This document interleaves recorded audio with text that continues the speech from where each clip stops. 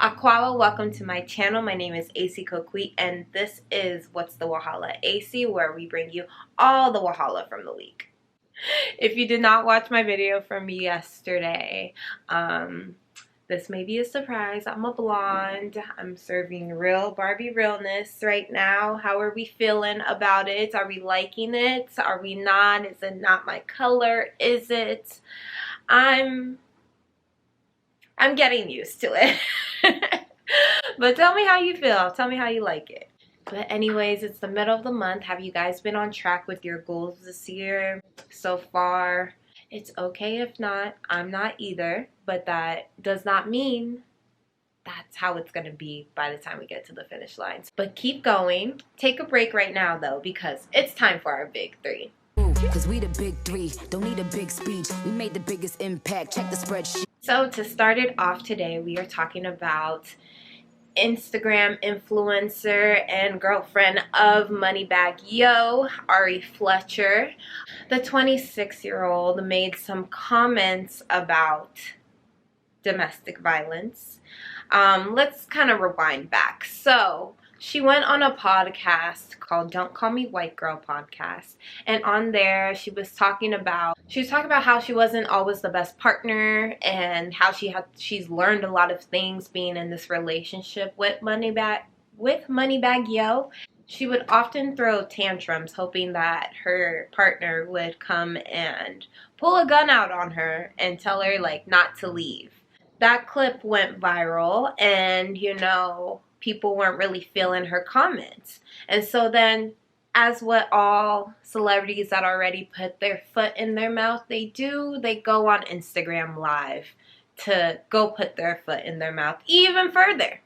And so she went on Instagram Live and basically was like, people were in her comments telling them about their stories about domestic violence and just how that isn't okay to wish that because they were in detrimental situations. And she was just like, we don't care. We don't care about your trauma. We don't care what you've been through. I was talking about something else, blah, blah, And yes, she was talking about something else, but to tell a domestic violence survivor that we don't care about your story, we don't care. Like, it was just in poor taste of what she said.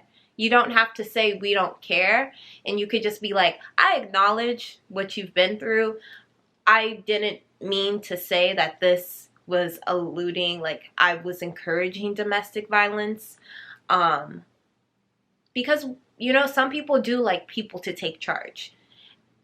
People like it in different ways, and maybe it's not the healthiest and not the best way to want want someone to take charge, but sometimes we just need to keep things to ourselves. Honestly, we don't need to tell the world that those things. Like, if it's not toxic and not in any way harming you, then maybe we just need to keep those comments to ourselves. Because then she comes off very insensitive to the fact that, then you're like telling people your twisted fantasies and stuff like that, and it doesn't sound great to the majority. I just would keep that to myself. And then when you're responding about it, you're telling people that you don't care about actually what they went through. Even if it doesn't pertain to what you were talking about, don't tell someone that you don't care about their story. No matter who it is, no matter who you are, you don't tell someone that. And so, yeah, that wasn't good. So, I wasn't the only one that felt that way. Rihanna, the mogul behind Savage X Fenty, allegedly pulled their collaboration with Fletcher. And so it looks like Ari is missing out on a bag, and to show that despite not having allegedly the Savage X Fenty deal anymore, she brought $1 million in already in 2022. In 8 days into 2022, she already made $1 million. So I guess it doesn't bother her what her comments were and what she said and her losing out on deals. I just think that maybe we just shouldn't share comments like that, and we shouldn't shame other people for things that they've been through. So she has some growing to do. We're the same age. and I still have some growing to do. So let's just hope that she grows and learns that she should not be talking like that to other people. So right now there is someone that is suing Drake for putting sauce in a condom that he used on her. Now, that was the caption I read when I first read about this story. I was like, so he put the hot sauce on before he had sex with her? But no, that's not what actually happened. So she went to a blog and said that her and Drake had consensual sex. And after, he took the condom off, put it in the garbage, and went to the bathroom.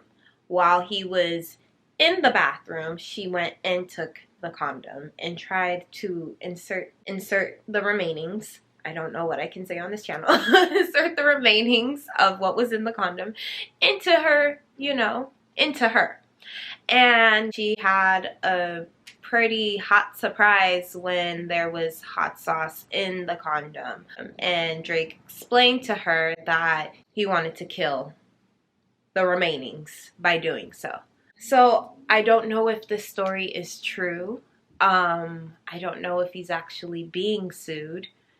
And yeah, he actually posted a picture of himself, and then the caption said, "You can have your 15 minutes of fame. I'll take the other 23 hours and 45 minutes. That's a bomb-ass caption.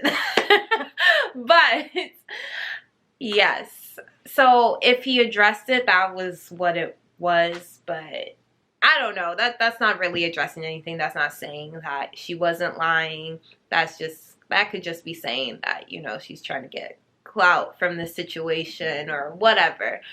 But if it did happen, she is definitely in the wrong for doing that. Going behind someone's back to try and get yourself pregnant is not the way to go, sis. And I don't know where Drake got this remedy of like killing it by killing the remainings by putting hot sauce in. Honestly, it's a weird and bizarre story. Yeah, I don't know where he got that from, but I guess it works for him.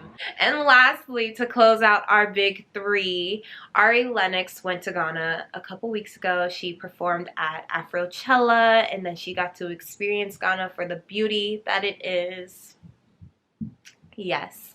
And as she left, she tweeted this. I believe she's been to Ghana before, and so she was tweeting about the first time that she had been to Ghana, and she said, "I'll never forget suddenly crying the first time going to a beach in Ghana. It was so triggering, and I didn't feel alone. My heart ached/aches for my ancestors. It was a surreal experience." And she tweeted, "Yeah, Ghana is the most beautiful country in the world." Because of that, oh, this story makes me a little upset. She tweeted those things, and that is her experience. And some people were trolling her and making her feel bad for that, and they were like, "Your ancestors, you don't even know where you came from," other things like that, and just calling her dramatic. And you guys, I love my house, I really do, but it is really hard to film when you live right by the street and all these buses pass by you. Anyway, that was her experiences. And I just think that it is rude because there were some Africans saying this. It was a mix of people coming at her. Because I was looking at the comments, and I was looking at their profiles. And what I would say to that is just, who are you to tell her what she should be feeling? When for some of you, you get to experience more than she does. You know where your family comes from. You know you have privilege in that. There is privilege in being Africa or being African, being able to, for my experiences, to go home when I want and go experience that part of life. And I know that there were African Americans like me, Ghanaian Americans like me in those comments. And so, yeah, I did not appreciate those comments for you guys to make her feel bad about herself to make her feel bad about her experiences. It just was in poor taste. And so she deleted her comments, she deleted all her tweets, and she even deleted some pictures. It was bad. And so a couple days later, Ari returned to Twitter and she tweeted, "My heart hasn't changed. Nobody can take the peace I felt away from me. I do not like Twitter, or social media rather, so I'm giving my passwords to my label. Hopefully this will last. Love you all and thanks for the kindness." And then someone tweeted her and she responded. I'll read you the tweet that they said and what she responded. Ari Lennox went to Ghana and felt seen and at home. African shaded/shamed her into deleting her reflection. Shame on us. Less struggle Olympics and more grace, please. And she said, "Not Africans, babe. Trolls. In the real world, I was welcome and loved on and embraced. Can't wait to go back to Ghana and many other countries too." I love that the comments and just the backlash that she received from expressing how much joy she felt and the emotions that she felt in being in Ghana, in going to the slave castles, in being by the beach. I'm so glad that it didn't deter her from going back. It doesn't deter her from her experiences and the things that she felt, and that she's still appreciative of it, because Ghana is a beautiful, beautiful place. And we don't get recognized as often as we should. And so for someone to recognize us and our beauty, it's amazing, and it should not be taken for granted. And we should definitely, like, we don't need anyone to do that for us, for sure. But when you, as a country, I'm gonna go in on Ghana. When you as a country want to be recognized for all the beautiful things that you bring, then definitely, like, don't shame other people. Don't shame people when they're doing it. And that's just where I'm going to leave it at. All right, you guys, that is our big three. And now we are on to our weekly wrap up. Congratulations, Mimi Faust and Ty Young. They got re-engaged. They're getting married, so congratulations to them. I'm so glad they were able to work it out. Welcome to the world, baby Jenkins, Jeannie Mai, and young Jeezy's baby has finally made it to this world. Congratulations to them. And speaking of babies, Brittany Daniel from The Game was also able to welcome a beautiful child via surrogacy and one of the eggs from her twin sister. So congratulations to her and her family. Britney Spears is continuing to celebrate her freedom with some nude photos. Savage X Fenty is coming to a store near you in 2022. If you live in Las Vegas, Los Angeles, Houston, Philadelphia, and Washington, D.C., Rihanna's sleepwear and lingerie brand will be opening a store in your city. Jim Jones shared earlier this week that his mom was the one that actually taught him how to French kiss.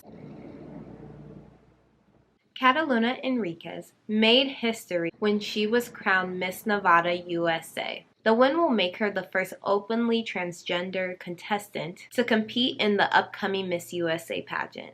And lastly, we lost another great childhood icon. Bob Saget passed away this past Sunday at just 65 years old. Rest in peace to him, and thank you for your contribution to our childhood, to television, to comedy. Thank you. And that is our weekly wrap up. All right, you guys, what's on my playlist? What am I listening to? I'm watching Euphoria. Did y'all see that first episode?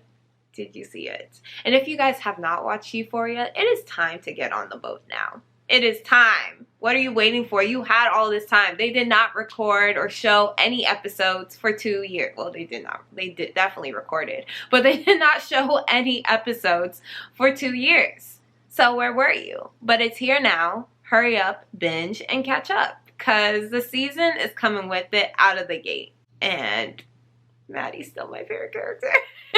And another show that just premiered is Naomi. Now this show is a new black superhero show.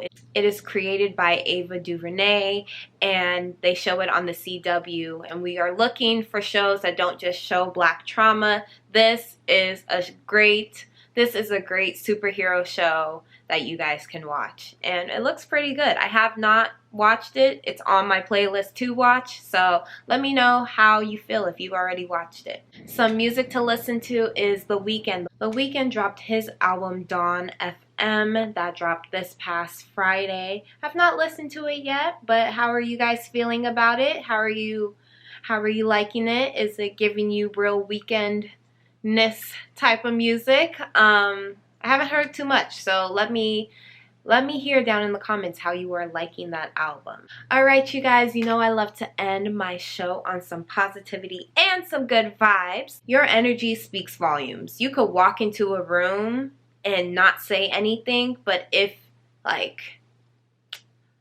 you're coming with some good vibes, people can feel that off of you. I promise you. If you are feeling aligned with yourself, your energy will speak volumes for you. And so do all that you can to get to that good place of good energy and peace. Because then people want to be around you. People don't want to be around people's energies that's always low, that isn't giving what it needs to give. Like, your energy speaks volumes for you before you even speak. So definitely feed that. Feed your good energy. Feed it.